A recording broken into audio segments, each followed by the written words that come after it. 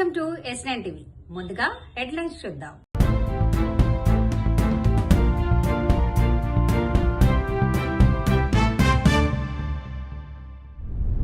ఫ్లైఓవర్ల కింద విద్యుత్ సబ్ స్టేషన్లు, అనర్హులకు డబుల్ బెడ్రూమ్ ఇళ్లు ఇస్తున్నారు. మహిళా ఫోన్ నంబర్ను కాల్ గర్ల్ అంటూ సోషల్ మీడియాలో పోస్ట్. కళ్యాణ్ లక్ష్మి కోసం లంచం డిమాండ్. మనము శ్రీ నాయని నరసింహారెడ్డి గారు మన పేరు మీద ఈ స్టీల్ బ్రిడ్జ్ కింద ఇక్కడ ఉన్నాము. పిల్లర్ నెంబర్ 62 మరియు 64 మధ్యలో.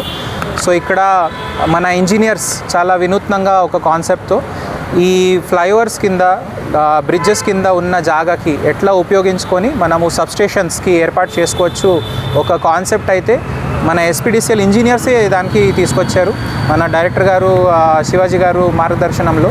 సో నాకు ఎంతో గర్వంగా ఉంది దాట్ మన దగ్గర చాలా ఒక ప్రోత్సాహం ఉన్న మన ఇంజనీర్స్ ఇట్లా వెతికారు. సో ఈ జాగాలో మనకి 2x8 MVA ఈ ట్రాన్స్ఫార్మర్స్ కన్ఫిగరేషన్తో ఒక సబ్స్టేషన్ మనం ఏర్పాటు చేయబోతున్నాము. దీంతో మనకి ఉన్న 2 సబ్స్టేషన్స్ మీద లోడ్ తగ్గుతుంది. అదేవిధంగా ఇంకా ఫ్యూచర్ గ్రోత్ ఏదైతే అవుతుందో దానికి కూడా చాలా మంచి సౌకర్యం అవుతుంది. సో హైదరాబాద్ మన పట్టణానికి ఒక లేటెస్ట్ మోడర్న్ సిటీ రూపంలో మనకి ఏం అవసరం ఉందో ఆ విధంగా ఇది ఏర్పాటు అవుతుంది. ఇంకొక చాలామందికి అది అనిపించవచ్చు దట్ ఇంత పవర్ లైన్స్ ఇట్లా సబ్స్టేషన్స్ బ్రిడ్జ్ కింద పెడితే దాంతో బ్రిడ్జ్కి ఏదైనా అవుతుందంటే అన్ని విషయాలు ఆలోచించుకొని అట్లాంటివి ఏం ప్రమాదాలు ఉండవు. దీనికి అన్ని సేఫ్టీ ఫీచర్స్ ఉన్నాయి. ఏం సంఘటనలు కూడా ఇట్లాంటివి అది జరగడానికి వీలు ఉండదు. అంత ప్రొటెక్షన్ మెజర్స్ ఇక్కడ ఏర్పాటు చేస్తాము. సో ఒకటైతే ఈ ఖాళీ జాగా ఏదైతే ఉందో అది యూటిలైజ్ అవుతుంది. రెండోది మనకి నాణ్యత ఉన్న పవర్ సప్లై కోసం సబ్స్టేషన్స్కి ఏదైతే జాగా కోసం ఇప్పుడు హైదరాబాద్లో కోరత అవుతుందో దానికి కూడా ఇది ఒక మంచి సొల్యూషన్. సో ఇట్లా ఆల్రెడీ మేము 5 జాగాలు మేము చూసాము. కొండాపూర్ వైపు కూడా 3 జాగాలు ఉన్నాయి, ఇక్కడ ఈ ప్రాంతంలో కూడా 2 ఉన్నాయి. సో రానున్న కాలంలో మనకి ఒక సిటీకి ఒక టౌన్ ప్లానింగ్ మాస్టర్ ప్లాన్ ఎట్లా ఉంటుందో అదేవిధంగా పవర్కి కూడా ఒక మాస్టర్ ప్లాన్ అది చేసుకుంటూ అవసరం ఉన్న చోట్ల సబ్స్టేషన్స్ లైన్స్ అన్ని ఇంప్రూవ్మెంట్ చేసుకుంటూ ముందుకు పోతాము. ఏదైతే కాంగ్రెస్ పార్టీ మోసాలు నిరుపేదలను మోసం చేసిన దాంట్లో కాంగ్రెస్ పార్టీ అనేటటువంటి అంత గొప్పగా దేశంలో ఏ పార్టీ లేదు నాకు తెలిసినమాట. అలాకంటే కోపాలు వస్తాయి కాంగ్రెస్ వాళ్ళకు. మేము చాలా శుద్ధపూసలము, మా అంత గొప్పలో లేము, మా అంత నిజాధిపరులు లేరు, బయట వాళ్ళే దొంగలు అన్నట్టుగా మాట్లాడతారు.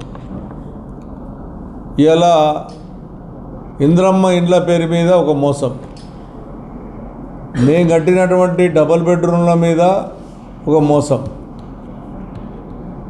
మేము ముందు నుంచి కూడా ఒక నెల కింద 5 మంది ఎమ్మెల్యేలు వెళ్ళి కలెక్టర్ గారి దగ్గరికి వెళ్ళి 25,000 అప్లికేషన్స్ కుకట్పల్లిలో నా దగ్గర ఉన్నటువంటి అప్లికేషన్స్ కానీ మీరు నిర్ధారించారు, దీన్ని L2 కింద నిర్ధారించినటువంటి అప్లికేషన్ తీసుకుపోయి కలెక్టర్ సమక్షంలో ఇది మాకున్నటువంటి డబుల్ బెడ్రూమ్లు ఇచ్చేటి ఏమైనా ఉంటే లాటరీ ఇవ్వండి అని చెప్పి మేడ్చల్ జిల్లా కలెక్టర్ గారికి రిక్వెస్ట్ చేసి వచ్చాం.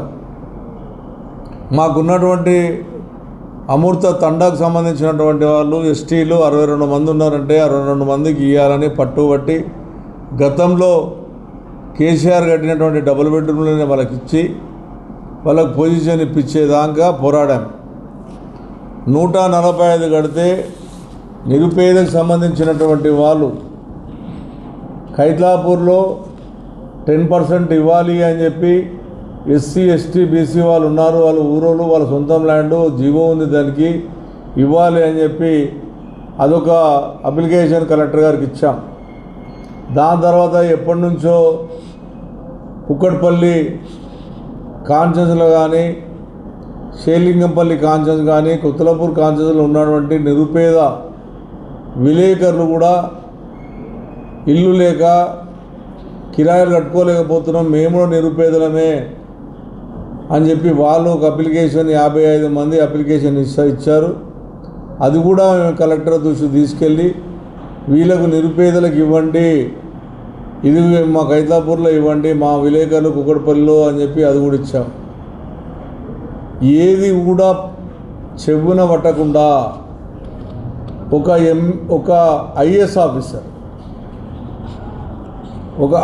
ఆఫీసర్ ఇస్తే ఒక సిస్టమ్ ఉంది తెలంగాణ రాష్ట్రంలో. మన విలేకరులు గుర్తుంచుకోవాలి. ఆడపిల్ల పేరు మీదనే డబుల్ బెడ్రూమ్ పట్టా ఇచ్చే సంస్కృతి జీవో ఉంది. కానీ వీళ్ళు ఏం చేశారంటే ఐఏఎస్ ఆఫీసర్లు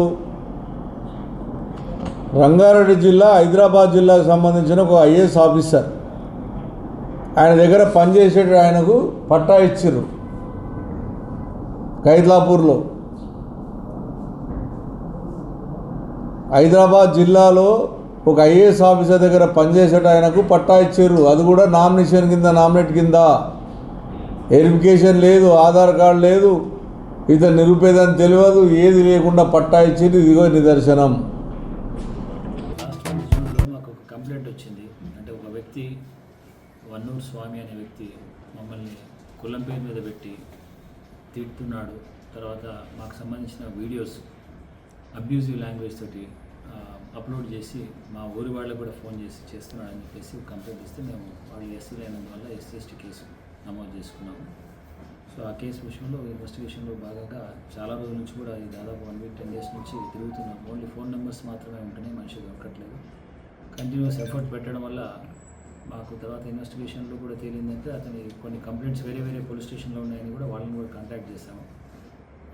తర్వాత అదేవిధంగా అతను మనం మసప్ ట్యాంక్ ఏరియాలో ఉంటున్నాడని చెప్పేసి తిరగడంతో కంటిన్యూగా 3-4 టైమ్స్ వెళితే నిన్న సాయంత్రం ఆ మసప్ ట్యాంక్ ఏరియాలో మనిషి దొరికినట్టు తీసుకొని వచ్చి అతన్ని ఇంట్రాగేట్ చేస్తే దాదాపుగా అతని మీద ఒక 18 to 20 కేసెస్ దాకా ఇన్వాల్వ్ ఉన్నాయి. పోలీస్ స్టేషన్లో కేసెస్ ఉన్నాయి, అందులో ఒక 8 ఇంకా యూఐలో ఉన్నాయి.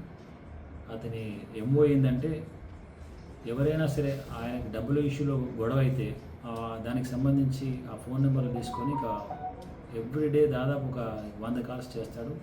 అబ్యూజివ్ అంటే ఇంకా బూతులు తిడతాడు అన్నమాట. ఇష్టం వచ్చిన లాంగ్వేజ్ తిడతాడు. వాళ్ళకి సంబంధించిన వాళ్ళ నెంబర్లు కాంటాక్ట్ తీసుకుంటాడు, వాళ్ళని తిడుతుంటాడు. వాళ్ళ ఫ్రెండ్స్ అని కానీ వాళ్ళ చుట్టాలని కానీ లేదా ఇంటి పక్క వాళ్ళు కానీ ఎవరితో కాంటాక్ట్ తీసుకుంటాడు, వాళ్ళని తిడతాడు. వాళ్ళ ద్వారా వాళ్ళని తిట్టాలని చెప్తాడు అన్నమాట. ఆ నేచర్ అది ఎంఓ అది ఆ రకంగా చేస్తున్నాడు. సో ఈ లేడీ చాలా తన్ని కాల్గర్లను పెట్టి అక్కడ అది పెడుతున్నానని చెప్పేసి కొంచెం దాని గ్రావిటీ పెరగడంతో మేము చాలా తీక్షణంగా ప్రయత్నం చేసి నిన్న సాయంత్రం అరెస్ట్ చేసినాము. ఈరోజు ఆయన కోర్టుకు ప్రొడ్యూస్ చేస్తున్నాం. దేని గురించి సార్? దేని గురించి? వ్యాధి?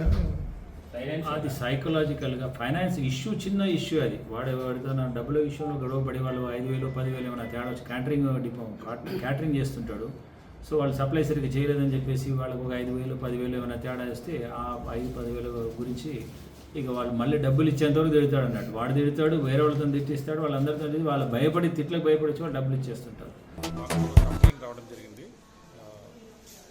దాంట్లో ఏంటంటే కళ్యాణ లక్ష్మి పథకం ప్రకారము మ్యారేజ్ అయిన కపుల్స్ ఎలిజిబుల్ కండిషన్స్ అన్నీ ఉన్న వాళ్ళకి 1,116,000 రూపాయలు గవర్నమెంట్ కళ్యాణ లక్ష్మి పథకం కింద ఇవ్వడం జరుగుతూ ఉంది. దాని ప్రకారం వాళ్ళు అప్లై చేసుకున్నారు. ఇక్కడ మోత్కూరులో ఉంటారు. వాళ్ళు అప్లై చేసుకున్నారు. అప్లై చేసుకున్న తర్వాత దాన్ని ప్రాసెస్ చేసే క్రమంలో వాళ్ళు వచ్చేసి ఇక్కడ గ్రామ పంచాయతీ పాలనా ఆఫీసర్ అని జగదీష్ గారు ఉన్నారు, జీపీఓ. ఆయనను కలిసినాను అనమాట.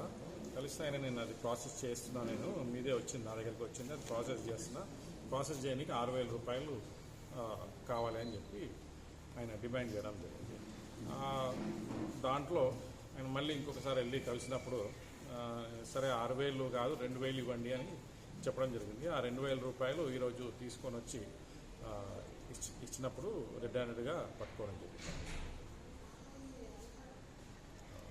ఇంకా ఇంతకుముందు ఆయన పైన వేరే ఎలిగేషన్స్ కూడా వచ్చినాయి. అవన్నీ కూడా మేము ఎంక్వైరీలో భాగంగా ఎంక్వైరీ చేస్తున్నాము. దాంట్లో ప్రాసెస్లో ఉంది. కొంచెం రెప్యుటేషన్ కూడా కొద్దిగా బ్యాడ్గా ఉంది. దానివల్ల కూడా ఈరోజు స్టాప్ చేయడం జరిగింది. అతను ఒకటి స్వతహా డిమాండ్ ఇచ్చాను. ఇప్పటివరకు అయితే అతని ఒక్కని పాత్రనే మాకు ఈ ఎంక్వైరీలో తేలింది. మరి కూడా ఇంకొకసారి ఎంక్వైరీ కూడా ప్రాసెస్లో ఉంది. వేరే వాళ్ళు ఎవరైనా దీంట్లో ఇన్వాల్వ్ ఉన్నారనే కోణంలో కూడా దర్యాప్తు చేయడం మాత్రం జరుగుతుంది. ఇంతటితో వార్తలు సమాప్తం. మరిన్ని అప్డేట్స్ కోసం చూస్తూనే ఉండండి S9 టీవీ న్యూస్.